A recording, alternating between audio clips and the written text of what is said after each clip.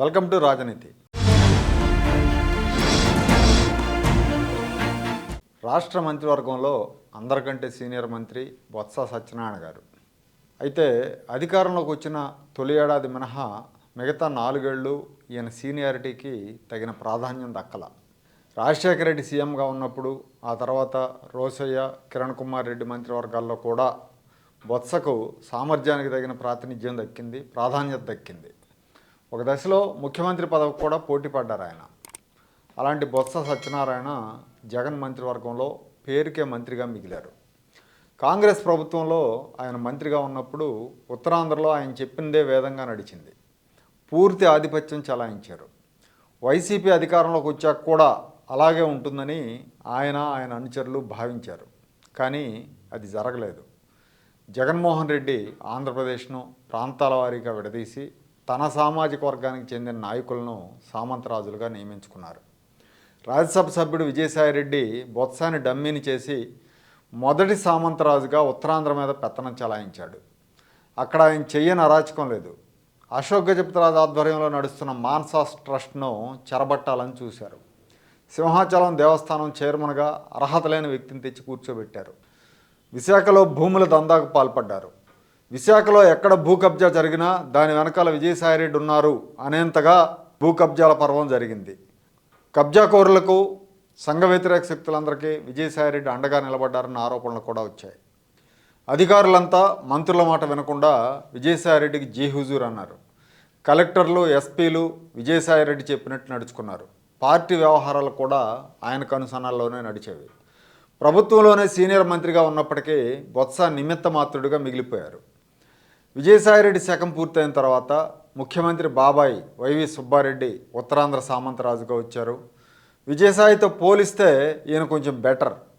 విజయసాయి స్థాయిలో పెత్తనం చలాయించలేదు, కానీ పార్టీ వ్యవహారాలన్నీ ఇన్ఛార్జీల కన్సర్నల్లో జరిగేవి. పదవుల పంపిణీ విషయంలో కూడా వీళ్ళ సిఫార్సులే కీలకం.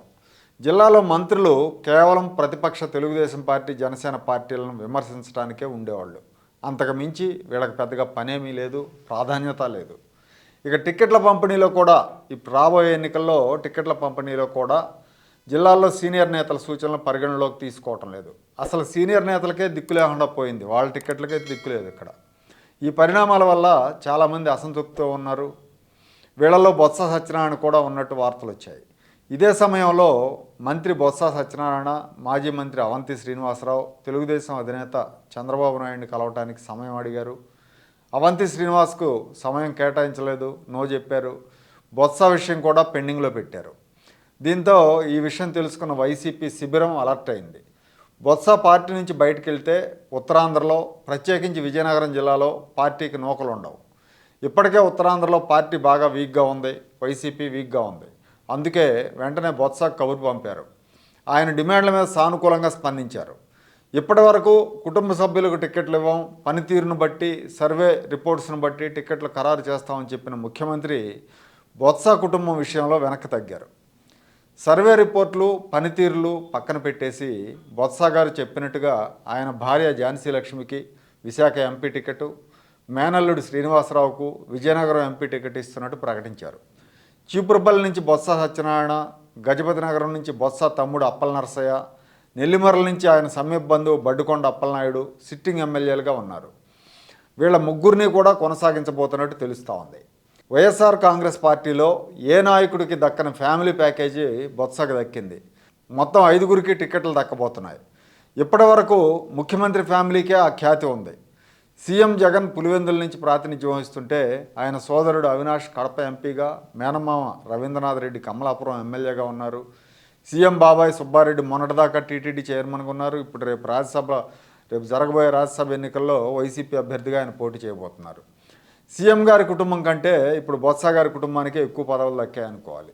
మామూలుగా అయితే ఇంతమందికి అవకాశం ఉండేది కాదని, బొత్స సత్యనారాయణ తెలుగుదేశం అధినేతను కలవబోతున్నాడన్న వార్తలు వచ్చిన నేపథ్యంలోనే సీఎం జగన్ కొంత తగ్గారని వైసీపీ వర్గాల ద్వారా తెలుస్తూ ఉంది.